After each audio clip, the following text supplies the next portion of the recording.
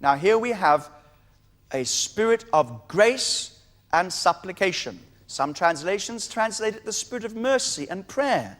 So we see the Holy Spirit is the spirit of prayer. And when God promised that a day would come when His Spirit would be poured out upon us, it was a promise that there would be a time of prayer. It would be for the purpose of prayer. Remember Joel's prophecy? Joel chapter 2 and verse 28.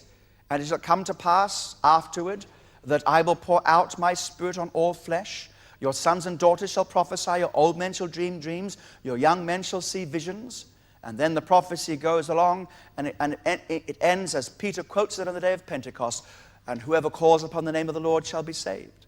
So the Holy Spirit who inspires prophetic speech is also the Holy Spirit who inspires prayer.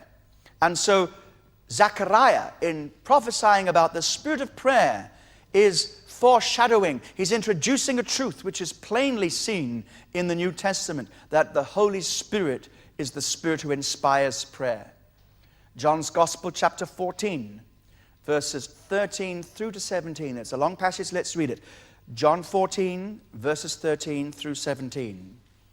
And whatever you ask in my name, that I will do, that the Father may be glorified in the Son.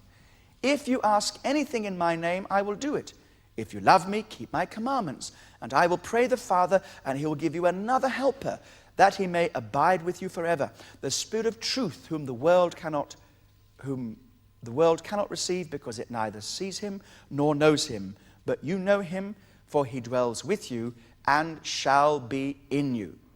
And so we see, when Jesus is talking about the new prayer life that we're going to have, He talks about that in the same context as the coming of the Holy Spirit, because the Holy Spirit is our helper.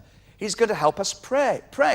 And it's clear from this prayer context that He promises the disciples another helper. In the Greek, it is allos parakletos. Those words are written for you in your study guide.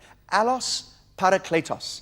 Another helper, another comforter.